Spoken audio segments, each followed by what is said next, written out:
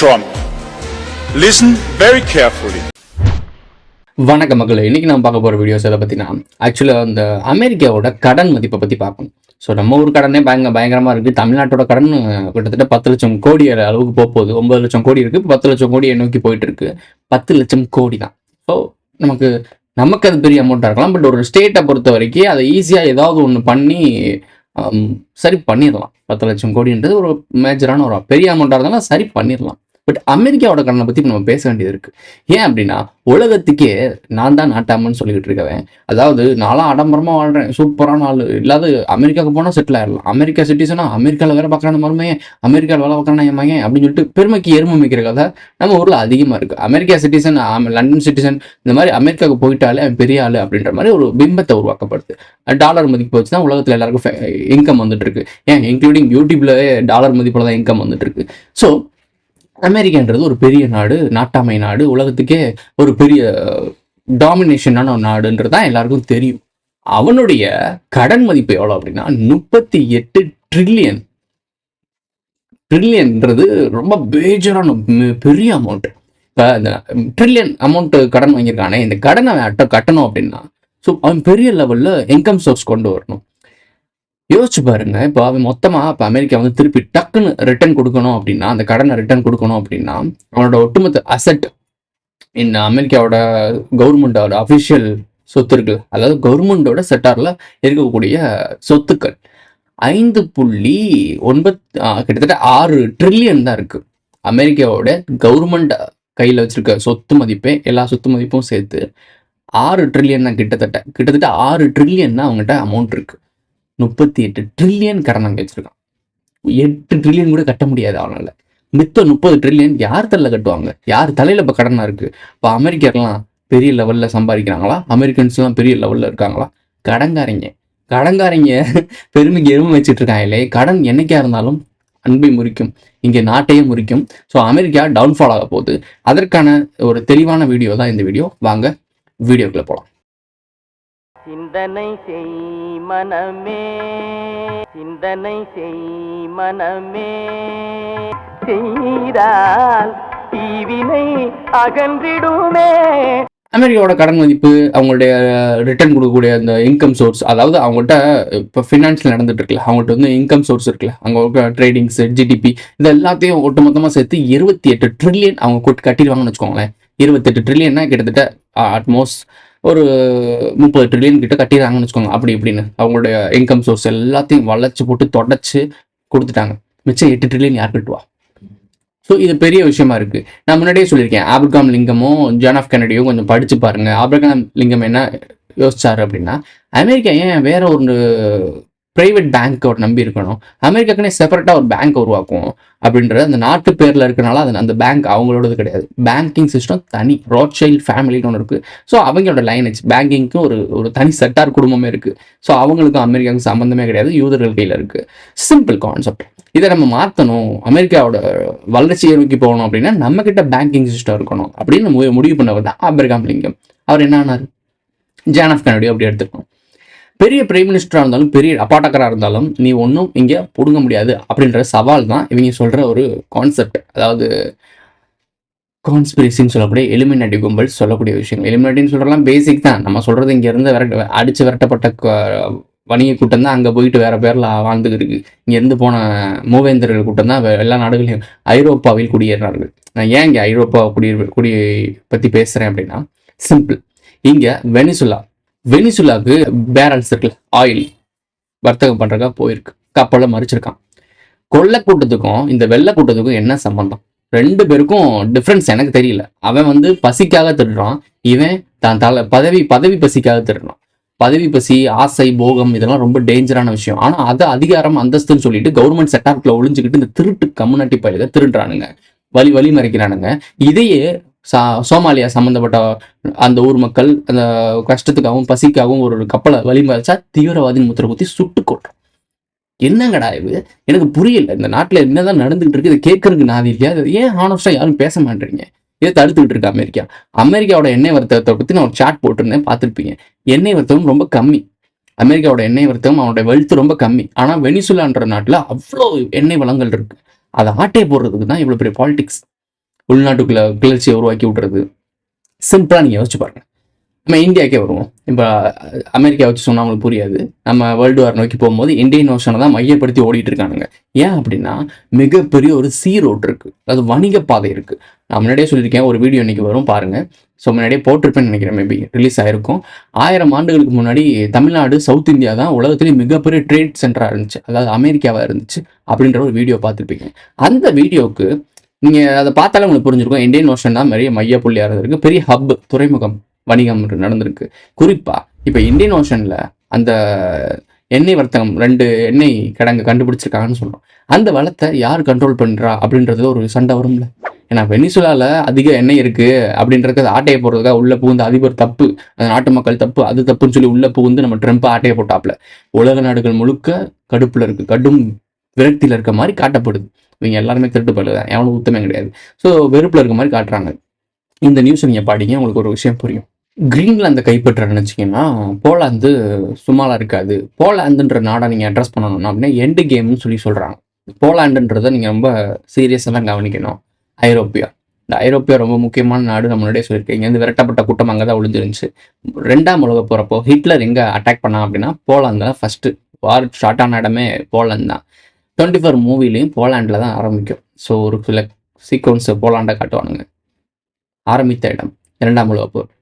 So அந்த காலகட்டத்தில் போர் ஆரம்பித்ததே அங்கே தான், போலாண்டில் தான் ஆரம்பிச்சிச்சு. அங்கே யூதர்கள் கிட்டத்தட்ட 30 லட்சத்துக்கு மேலே யூதர்கள் வாழ்ந்துருக்காங்க. அதிகமான யூதர்கள் வாழ்ந்த நாடாக இருந்திருக்கு. இப்போ கம்மியாயிட்டாங்க. அந்த டைமிங்கில் ஹிட்லர் அட்டாக் பண்ண இடம். ஏன் குறிப்பாக ஸ்பெசிஃபிக்காக யூதர்களை டேக் ஓவர் பண்ணி அட்டாக் பண்ணியிருக்காரு? அதே நீங்கள் யோசிச்சிருக்கணும், யூதர்களை ஏன் அட்டாக் பண்ணணும்? நம்ம ஊரில் சொல்லுவாங்கள்ல, பேர் அமனர் கூட்டம் தான் ஒட்டுமொத்த இந்தியாவையும் கண்ட்ரோல் பண்ணிட்டு இருக்கு, முக்கியமான இடங்கள்லாம் அவங்க தான் டாமினேஷன் பண்ணுறாங்க அப்படின்னு சொல்லிட்டு திராவிட கூட்டம் பேசுதில்ல. ஸோ அந்த திராவிட கூட்ட சித்தாந்தத்தில் தான் அந்த டைமிங்கில் ஹிட்லர் இருந்திருக்காப்புல. யூதங்க தான்டா எல்லா இடத்துலையும் பூந்துக்கிட்டு எல்லா இடத்துலையும் மோனோபொலி பண்ணி மக்களுக்கெல்லாம் சுரண்டி திங்கிறாங்க அப்படின்ற ஐடியாலஜியில் இருந்தார். அவங்கள அடிக்க ஆரம்பித்தார். அதாவது பெயர்கள் மட்டும்தான் மாறுது, யூதர்கள், பிராமணர்கள், அந்த ஏரி இந்த ஏரி அப்படின்னு பேர் மாறும். ஆனால் ஐடியாலஜி ஒன்று தான், வணிகம். ஸோ அந்த வணிக கூட்டம் தான் இங்கேருந்து கிளம்புச்சு. ஸோ அதான் சொல்கிறோம், ஐரோப்பாவுக்கும் இந்தியாவுக்கும் ரொம்ப தொடர்ச்சியான தொடர்பு இருக்குது. சிம்பிளாக அதை பற்றி நம்ம பேசிகிட்டு இருந்த டைமிங்லேயே ஐரோப்பியா சம்மந்தப்பட்ட ஒரு முக்கியமான பிரமுகர் இந்தியாவுக்கு வருகிறாங்க. ஸோ ஒரு முக்கியமான நிகழ்வு அப்போ வரப்போகிறாங்க, நியூஸில் இருக்குது. ஸோ ஐரோப்பாவோட முக்கியமான ஆள் இங்கே வரப்போகிறாங்கன்னு சொன்னோம். ஐரோப்பாவை ரொம்ப அட்ரஸ் பண்ணுங்கள், அவங்க தான் இங்கே வரப்போகிறாங்கன்னு சொன்னோம். ஸோ இது சும்மா சமிக்கை மாதிரி, ஜஸ்ட் ஒரு மெசேஜ் மாதிரி வச்சுக்கோங்களேன். நம்ம பேசிக்கிட்டு இருந்த விஷயங்கள் ஊர்ஜிதப்படுத்துகிற மாதிரி விஷயங்கள்லாம் நடக்குது. ப்ரோ அவங்க அப்படியே இங்கே குடியேறிடுவாங்க அப்படின்னா உங்களுக்கு அது புரியாதுங்க, நீங்கள் கவனிக்க மாட்டீங்க. அவங்க என்னமோ ஒரு 1,00,000 பேர் வர மாதிரியும் அந்த மைக்ரேட் ஆகிறாங்கல்ல, இலங்கை மக்கள் பிரச்சனை சொன்ன ஒரு கூட்டமாக வந்தாங்கல்ல, அந்த மாதிரிலாம் வரமாட்டாங்க. அவங்க அவ்வளோலாம் இல்லை, உங்கள் கண்ணுக்கே தெரியாது. ஜஸ்ட் ஒரு சேட்டர் ஃப்ளைட்டில் 2 சேட்டர் ஃப்ளைட்டில் வந்து போயிட்டே இருப்பானுங்க. ஸோ வெல்த், ஒட்டுமொத்த வெல்த்தும் ஒட்டுமொத்த செட்டார் கண்ட்ரோலும் அவங்க கண்ட்ரோலில் தான் இருக்குது. ஸோ அந்த மாதிரி ஒரு ஆர்கனைசேஷன் பண்ணக்கூடிய ஒரு டீம் அவங்க தான் இங்கே திருப்பி வர போகிறாங்க. இங்கே வந்த பிறகு திருப்பி அந்த சாம்ராஜ்யத்தை கிரியேட் பண்ண ட்ரை பண்ணுறாங்க. அது சவுத் இந்தியா யூனியன் இருக்குல்ல. ஸோ அந்த காலத்தில் 1000 வருடங்களுக்கு முன்னாடி இந்த தமிழ்நாடு, பூம்புகார், இதெல்லாம் கடல் வணிகம்லாம் வேற லெவலில் கொடியேட்டி பறந்த நாட்கள். அந்த டைமிங்கில் இங்கே இருந்த கூட்டம் தான் ஒரு கட்டத்துக்கு மேலே தெரிந்து அடித்து விரட்டப்பட்டுச்சு. அப்போ தான் இங்கே வந்து போனவங்க திருப்பி வர முடியாமல் அங்கேருந்தே டேக் ஓவர் பண்ணி கண்ட்ரோலில் வச்சுருந்தாங்க. நேரடியாக வர முடியல அவங்கனால. ஸோ இப்போ அவங்க நேரடியாக வரப்போகிறாங்க. ஸோ இந்த நேரடியாக வரப்போகிறக்கூடிய சமிக்கைகள் தான் இதெல்லாம் உலகம் முழுக்க நடக்கிறது. ட்ரம்ப் விழணும். ஏன் அப்படின்னா உலகத்தை நாட்டாயம் பண்ணிட்டு இருக்கிறது ட்ரம்ப் தான். ட்ரம்ப் விழணும். ஆக்சுவலாக ட்ரம்ப் மட்டும் கிடையாது, அந்த ஐடியாலஜி, அமெரிக்கான்ற ஐடியாலஜி விழணும். டாலர் கொலாப்ஸ் ஆகணும். டாலரை நம்பி தான் பல நாடுகள் வர்த்தகம் செஞ்சுட்டு இருக்கு. டாலர் கொலாப்ஸ் ஆயிடுச்சுன்னா டாலருக்கு திருப்பி 38 ட்ரில்லியன் கடன் வாங்கி வச்சிருக்கான். அவன் கடங்காரன். அவன் பெரிய ஆள் கிடையாது, கொடைவள்ளல் கிடையாது, அவனே ஒரு கடங்காரன். ஸோ அந்த கடங்காரன் எப்படி உலகத்துக்கு நாட்டாமையாக இருக்கணும்? அவனே அவன் குடும்பத்தை ஒழுங்காக வச்சுக்க வக்கு இல்லை, அவன் எப்படி பெரிய நாட்டாமையாக இருப்பான்? ஸோ இது ஒரு பிம்பம், போலியாக கட்டமைச்ச பிம்பம். அவன் நினச்சா அவனே ஃபெடரல் ரிசர்வ் அந்த பேங்க்லேருந்து அவன் பாட்டுக்கு அடிச்சு 38 ட்ரில்லியன் அடிச்சு கொடுத்துட முடியும். அதனால என்ன ஆகும்னா இன்ஃப்ளேஷன் ஆகும். அதாவது ஆல்ரெடி இவன் கையில் இருக்க மிஷினை வச்சு அடிச்சு பத்திரிக்கை மாதிரி அடிச்சு தள்ளியிருக்கான். ஸோ உலகம் முழுக்க அடிச்சு தள்ளி விட்டுருக்கான். இப்போ இந்த 38 ட்ரில்லியனை அவன் அடைக்கிறதுக்காக இன்கம் சோர்ஸ், அதாவது அடிச்சு கொடுத்ததை இன்கம் சோர்ஸாக திருப்பி எடுத்து அடைக்காம புதுசாக இல்லாத பணத்தை அடிச்சு கொடுத்தான் அப்படின்னா அது வெறும் காகிதம், அதுக்கு எந்த ஒரு மதிப்பும் இல்லை. அப்போ கொலாப்ஸ் ஆகும். டாலர் கொலாப்ஸ் ஆச்சுன்னா என்ன நடக்கும்? நாடுகள் ஃபுல்லாக விழுக ஆரம்பிக்கும். அப்புறம் அமெரிக்கா விழுந்தா நாங்கள் அதுக்கு அப்புறம் உள்ள போகிறோன்னு ஒரு முட்டா பையன் சொல்லுவான். அந்த வர்த்தகத்தை கவனிச்சு பாருங்க. பெட்ரோ டாலர்னு ஒரே ஒரு கீவேர்டு. இந்த பெட்ரோ டாலரை பற்றி படிச்சு பாருங்க, உங்களுக்கு எல்லாமே டீட்டெயில்டாக தெரியும். அமெரிக்கா விழுந்தா எல்லாரும் விழுவாங்க. அவன் சும்மா விழ மாட்டான், விழும்போது ஒரு போரை உருவாச்சு தான் போவான். அவன் ஆல்ரெடி எல்லா வெப்பன்ஸும் வேற லெவலில் பவர்ஃபுல்லாக இருக்கான். அமெரிக்கா வந்து இராணுவத்துக்கு ரொம்ப பவர்ஃபுல்லான ஒரு நாடு, அதிக செலவே இராணுவத்துலாம் செலவு பண்ணுறான். ஸோ அவனோட டெக்னாலஜிலாம் வச்சு கண்டிப்பாக விழுகும் போது அந்த கௌரவத்தோட விழுகணும்னு நினைப்பான், சண்டை போட்டு தான் சாவான். ஸோ அப்போ பெரிய ஒரு போரை உருவாக்கி விட்டு சண்டையை கிளப்பி விட்டு போயிடுவான். அவன் விழுந்தேன்றத ஒரு போரில் தான் விழுந்துச்சுன்னு சொல்லணுமே தவிர, அந்த அவன் பண்ண போலியான கட்டமைப்புலையும் ஒரு துரோகத்தினாலையும் ஒரு முட்டாள்தனத்தாலையும் விழுந்ததாக இருக்கக்கூடாது அப்படின்ற ஒரு வெட்டி வீராப்புன்னு சொல்லுவாங்க. அந்த மாதிரி இது நடக்கும். இப்படிதான் நடந்துச்சு எல்லா இடங்களும். ஸோ இது உங்களுக்கு போர் வராதுன்னு நம்பிக்கிட்டு இருக்கீங்க, எல்லாருமே நினைச்சிட்டு இருக்கீங்க போர் வராது போர் வராது. எப்படிங்க வராமல் இருக்கும்? அமெரிக்கா உலகத்தை கட்டுப்படுத்திட்டு இருக்கு. அமெரிக்கா மேலே எல்லா நாடுகளும் வெறுப்பை உருவாக்குற மாதிரி. இன்னைக்கு தான் அமெரிக்கா இதை பண்ணுதா? காலங்காலமாக பண்ணிட்டு இருக்கு. இப்போ ஏன் திடீர்னு வெறுப்பு வரணும்?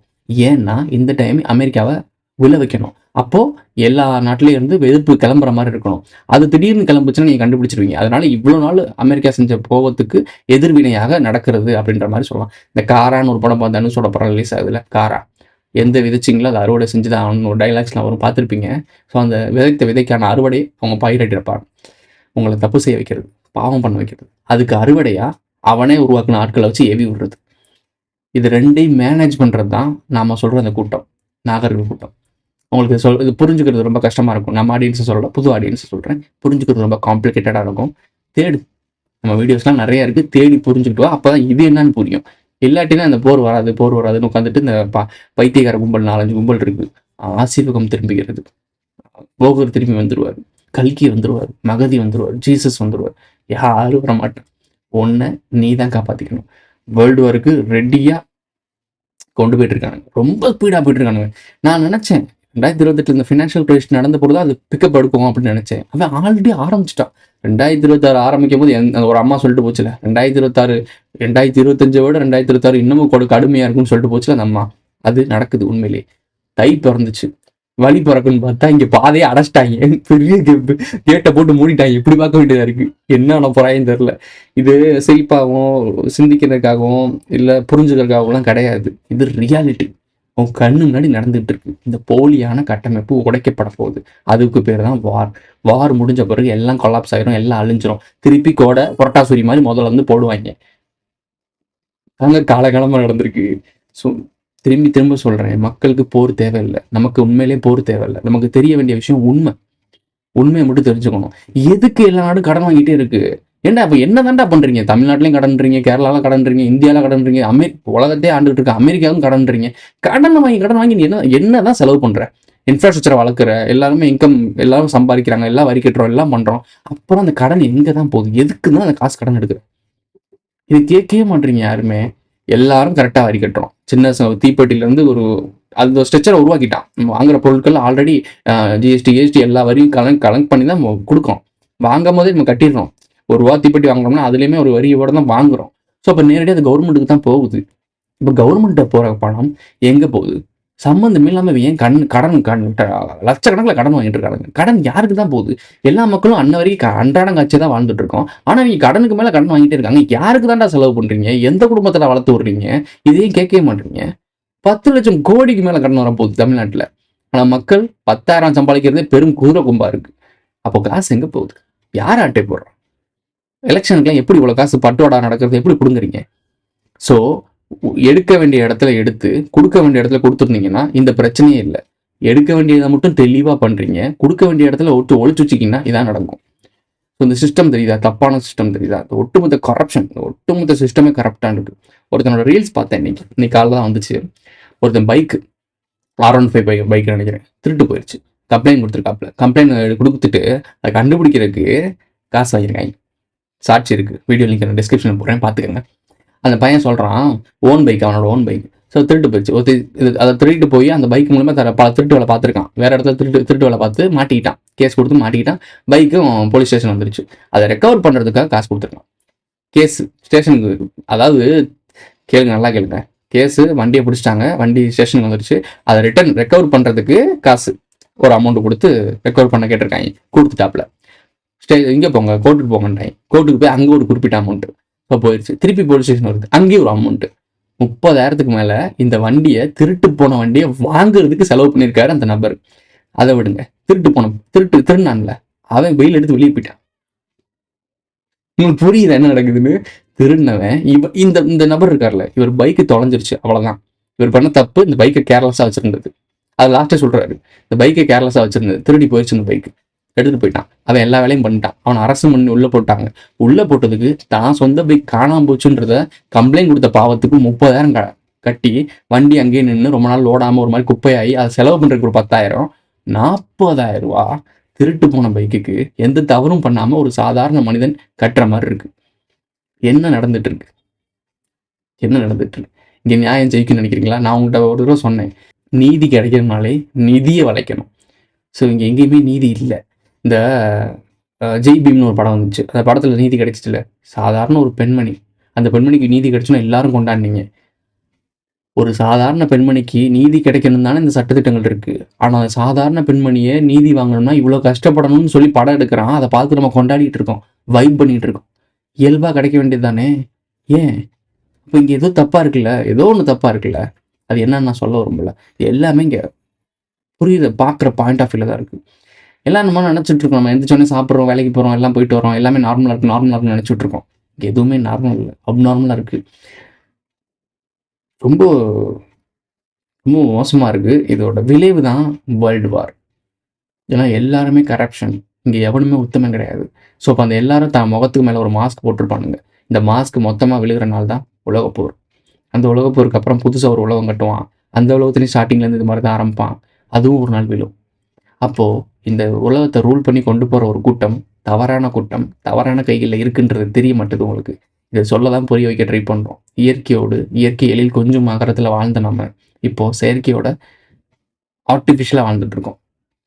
என்னோட மனது வேதனையும் ரியாலிட்டியும் சொல்லிட்டேன், கேட்டால் கேளுங்க. Who is this guy?